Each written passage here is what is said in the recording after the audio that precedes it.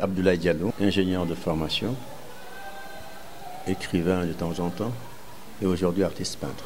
Président de l'association des Amis de l'île de Ngor, association que nous avons créée il y a environ 14-15 ans, légalement constituée, disposant d'un récépissé et qui avait pour objet social de tout faire pour effacer les marques négatives que nous vivions à l'époque sur l'île, marques négatives physiques telles que les problèmes de la saleté que nous avions, les problèmes relatifs à l'environnement de l'île, mais aussi effacer les marques du genre marques négatives qui relèvent de la moralité, donc la drogue qui circulait à un certain moment, voilà ce qu'on appelle communément la prostitution, des choses comme ça. L'association était née réellement pour œuvrer à ce que disparaissent de l'île ces fléaux-là. Disons qu'aujourd'hui, on sent quand même une très très nette amélioration parce que sur le plan de la propreté physique, nous avons quand même, grâce à la mairie de la commune d'arrondissement, réussi l'opération Île propre. Depuis au moins 9 ans, je dois avouer que l'île de Ngor fait partie des sites les plus propres du Sénégal. Nous avons mis en place 5 agents pour gérer de manière quasi quotidienne le nettoiement de l'île. Et depuis 4-5 ans, la mairie de la commune d'arrondissement a relayé en prenant en charge 3 des 5 agents et l'association continue à supporter donc les frais des 2. Cela nettoie, les ordures ménagères sont transportées par pirogue 2 fois par semaine et déchargées au niveau de la déchetterie principale côté terre.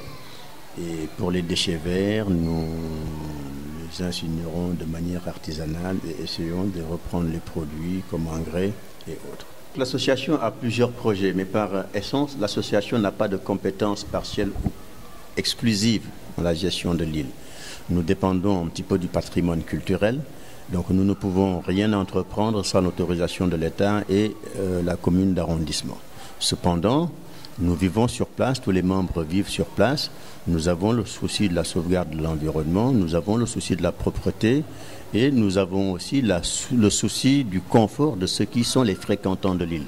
Qu'il s'agisse des propriétaires, qu'il s'agisse tout simplement d'une certaine population touristique ou qu'il s'agisse d'un tourisme local essentiellement constitué de jeunes oscillant entre 15 et 30 ans. Des élèves en majorité que nous recevons durant cette période. Alors donc ce que nous avons fait en dehors des opérations île propre, on a commencé par donc remblayer et aménager tous les passages, ruelles et allées qui s'éboulaient en période hivernale. Nous avons par la suite planté quelque chose comme 300 à 400 palmiers, des cocotiers pour l'essentiel, un petit peu de dattier parce que l'île est volcanique, donc on retrouve un petit peu de roche partout. Le dattier survit un petit peu plus que le cocotier en zone rocheuse. Nous avons aussi meublé par des bougainvilliers et autres plantes quelques ruelles et passages de l'île. Et là, par la grâce de Dieu, nous avons obtenu de la SDE un financement de 220 millions de francs CFA pour le remplacement de la conduite sous-marine d'eau qui existait depuis plus de 60 ans et qui était complètement cassée. Et en plus donc de ce remplacement, il remplace et il dédouble. Donc voilà, ils nous mettent une conduite souterraine de secours afin qu'on soit alimenté de manière quasi permanente en eau et que la pression soit suffisante pour pouvoir atteindre de manière correcte les maisons qui sont un petit peu en hauteur. Voilà. Nous avons, ça c'est l'ASD donc qui met en place ces 220 millions de francs CFA. Nous, association, on avait financé l'aménagement, outre le fait de prendre en charge le personnel qui nettoie l'île. Nous avons assuré le financement d'un incinérateur artisanal, la déchetterie principale. Nous avons aménagé donc toutes ces ruelles, comme je vous ai dit tout à l'heure. Nous assurons un petit peu la sécurité au niveau de l'île. Et depuis 2 semaines, nous finançons les premières toilettes publiques. L'île, parce que l'île reçoit en période hivernale, particulièrement durant la période des vacances, en moyenne 7000 enfants tous les week-ends. Donc on a des pics de 8-9 000 et au minimum par week-end 2000 personnes. Voilà. Donc ces enfants qui viennent, qui sont aussi nos neveux, nos enfants et qui ont besoin de s'épanouir, qui ont besoin du grand air, par moment, quand on passe une journée quelque part, on a besoin d'aller aux toilettes. Donc nous finançons les premières toilettes publiques sur les allées de Djambar.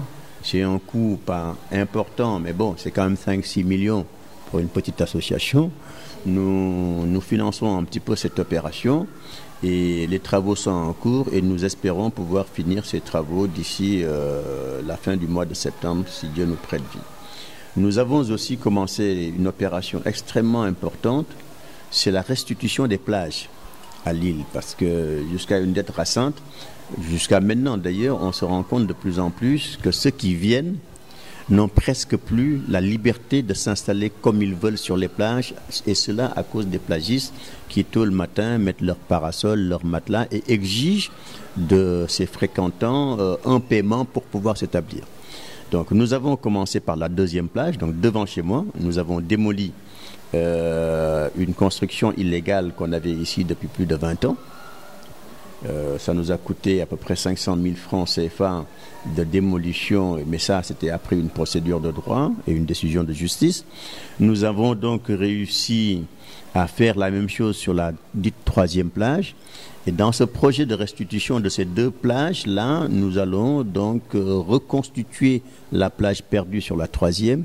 Et une fois qu'on aura récupéré cette plage perdue pour que les courants reprennent un petit peu de plus belle, nous planterons des cocotiers pour un petit peu stabiliser le sable.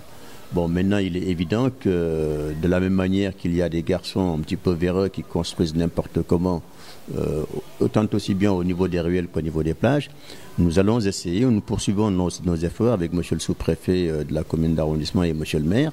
Nous avons commencé en utilisant la même méthode à démolir sur les grandes allées. Bon, il reste néanmoins que certains propriétaires devraient faire quand même des efforts, parce que chacun a tendance aujourd'hui à s'offrir son petit ponton, ce qui, du point de vue technique, pose problème. Parce que multiplier les pontons, c'est créer en fait des entonnoirs à chaque fois. Qu'on met un ponton de plus, on crée un entonnoir, et tout le monde a appris scientifiquement les effets Venturi sur les courants d'eau. Donc, si nous nous prenons garde, à terme, certaines maisons pourraient être quand même attaquées par cette multitude de pontons et d'avancées qui se font quand même dans l'eau. Bon, ça, on va quand même discuter entre gentlemen pour demander à ceux qui en posent le plus de problèmes de démolir. S'ils le font, c'est très bien. S'ils ne le faisaient pas, à partir de ce moment, bon, nous espérons qu'un jour, l'État prendra ses responsabilités et viendra mettre de l'ordre. Parce que notre ambition, c'est au-delà de tout, faire de sorte que l'on puisse faire le tour de l'île à pied, par un pas douanier, mais cela n'est possible que si ceux qui se sont appropriés des espaces qui ne leur étaient pas attribués initialement fassent l'effort de reculer un petit peu. Voilà. Artiste peintre, oui et non, je veux être artiste peintre. C'est très simple en réalité. Vous savez, on a l'habitude de dire de quelqu'un qui a fait une formation qu'il est ingénieur, qu'il est administrateur civil, qu'il est comptable, qu'il est ceci ou qu'il est cela. Donc, vu comme ça, l'artiste peintre, c'est celui qui a été à l'école. Ce qui est curieux, c'est que quand un ministre quand quelqu'un est nommé ministre, on ne dit pas que c'est un administrateur civil ou un ingénieur, on dit que c'est un ministre. Mais voilà. Donc, aujourd'hui, c'est vrai, ce n'est pas ma formation, mais je me considère comme un peintre. Depuis 3 ans et demi, 4 ans, j'ai été visiter un petit peu cet art-là. Aujourd'hui, je m'y plais. Et comme me disait un professeur de mathématiques quand j'étais à Paris, il me disait tout le temps, Abdoulaye, vous savez, dans la vie, quand vous entreprenez quelque chose, faites-le avec sérieux et rigueur, mais ne vous prenez jamais au sérieux. Et voilà, donc j'essaie en réalité de m'imposer cette démarche. Je travaille beaucoup, je peins, je le fais, je pense, avec sérieux et rigueur, en tout cas selon mes limites. Et bon, voilà, je ne vais pas me prendre la tête. Hein. Je fais ce qui me plaît pour l'instant, je reste dans mon jeu. Et dans ce jeu-là, comme on dit, je trouve moyen d'exploser un petit peu. Les tableaux, en fait, vous savez, quand vous jouez, vous faites comme un gamin. Vous créez votre premier château de sable, généralement, vous faites tout le temps, vous prenez le périmètre et vous encerclez, vous n'avez pas envie d'y toucher. Bon, c'est dommage, vous ne pouvez pas repartir avec parce qu'en fait, vous l'aurez par terre. Voilà. Dans cette histoire-là, dans le jeu, c'est un retour vers l'enfance en réalité. Parce que je dis tout le temps que l'adulte a souvent tendance à voir des choses sans trop les regarder. L'enfant observe énormément. Et par le jeu, il voit certains détails. Il se recrée le monde selon une certaine compréhension, selon sa tête. Voilà, il se recrée le monde, il avance et il est tellement content de faire quelque chose sur un papier, par exemple un premier avion qu'on fait voler comme ça. On est heureux, on va le montrer à papa, on va le montrer à tonton, on va le montrer à tous ses amis jusqu'au jour où, bon voilà, le papier va se déchirer ou quelqu'un d'autre va partir avec ou le mettra à la poubelle. Voilà, c'est un petit peu ça. J'ai mes toiles que j'aime bien, que je garde ici et que je voudrais garder le plus longtemps possible. Mon ambition aujourd'hui, en toute sincérité, ce n'est pas les vendre. Mon ambition, c'était d'abord sortir des classes maternelles au bout de 3 ans, c'est-à-dire m'offrir une exposition sur l'île, ce que j'ai fait l'année dernière. Donc, je venais d'avoir 3 ans, c'est comme si j'avais fait les classes maternelles. Au bout de 3 ans, on sort de la grande section et on entame ce cycle primaire. Bon, maintenant que je suis dans le cycle primaire, j'ai une ambition. Mon ambition, c'est visiter New York. J'avais été invité un jour par une amie qui est aussi propriétaire et qui aime cette île, ou même qui aime cette île beaucoup plus que moi. Il s'agit de France Gall, la chanteuse française qui prépare sa grande comédie musicale. Je lui souhaite un excellent succès, un grand succès. Alors, France m'avait invité à prendre un verre un jour chez elle, autour de 16h. Et quand je suis arrivé sur place, j'ai vu qu'il y avait Yann Arthus Bertrand, cet autre grand reporter que tout le monde connaît pour son implication dans les problèmes environnementaux un petit peu sur Terre. Alors nous avons donc échangé, nous avons parlé de tout et de rien. Et à la fin de nos échanges, bon, je leur ai dit, écoutez, il était 17h, j'avais envie de rentrer 17h ou 18h. Et Yann m'a dit, est-ce qu'on pourrait ensemble faire un tour de l'île d'Ungor?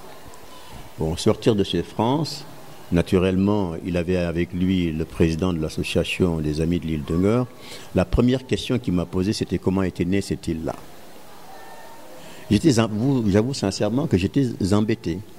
J'étais même très très embêté parce que de souvenirs, je n'avais que ce que j'avais eu au lycée, je crois que c'était en classe de 5e ou de 4e, où on faisait les sorties découvertes. Et donc je me suis souvenu qu'on nous disait souvent que l'île d'Ungor était née du volcan des Momelles. Mais sans plus, je n'avais pas d'autres informations. Alors je lui ai servi quand même cela très rapidement. Et puis après, bon, voilà, je suis rentré, on a fait le tour et il est reparti. Arrivé chez moi, je me suis posé des questions. Je dis, mais moi, j'ai eu en face de moi un grand reporter. Imaginons qu'il aille servir ça devant une télévision européenne et qu'on lui dise que vous avez raconté une contre-vérité. J'aurais l'air de quoi?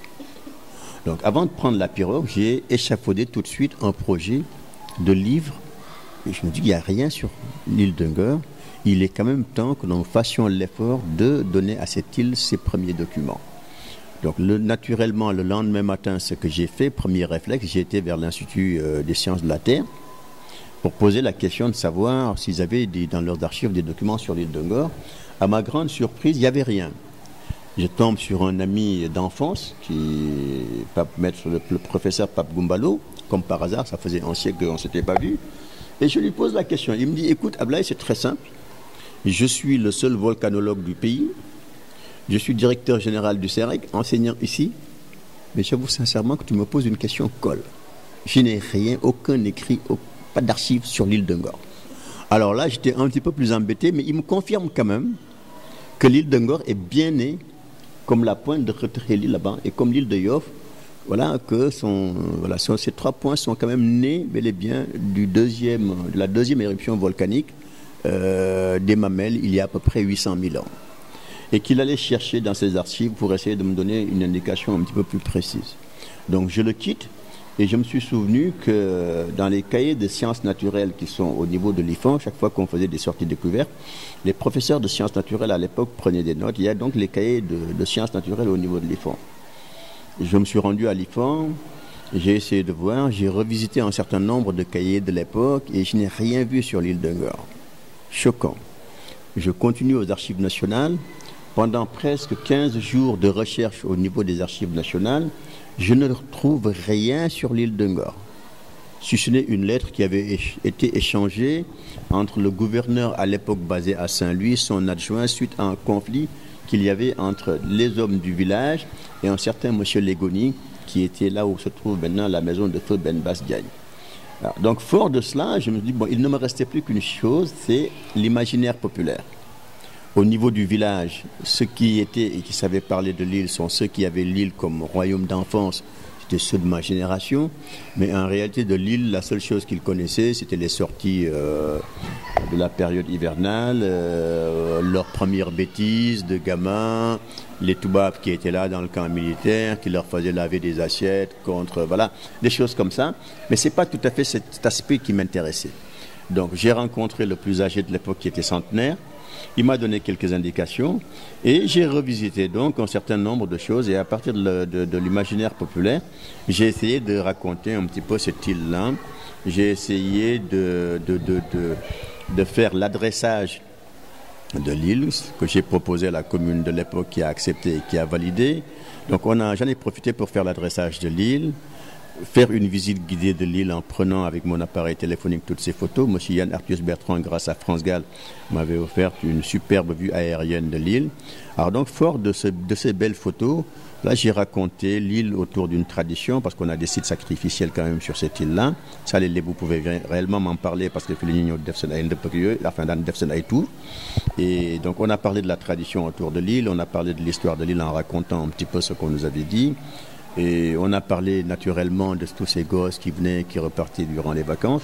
Il y a un chapitre que j'ai consacré à la visite de l'île et un chapitre que j'ai donné un petit peu à tout le monde. J'ai demandé aux propriétaires qui le souhaitaient de raconter un petit peu sa propre histoire.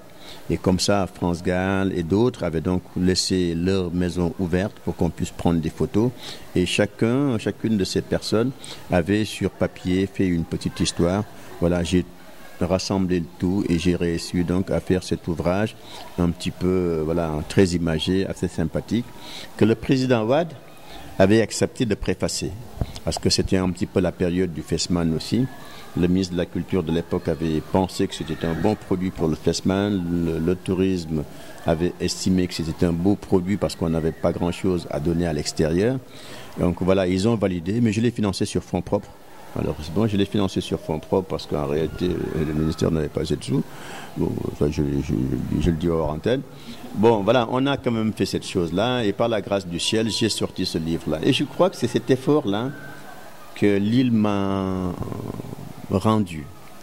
Parce que c'est au moment de la présentation de cet ouvrage, ici sur l'île, en présence de M. Khalifa Sall, de Mme Awandiaï et autres, et de 11 maires de capitale africaine, que l'idée de peindre m'est arrivée.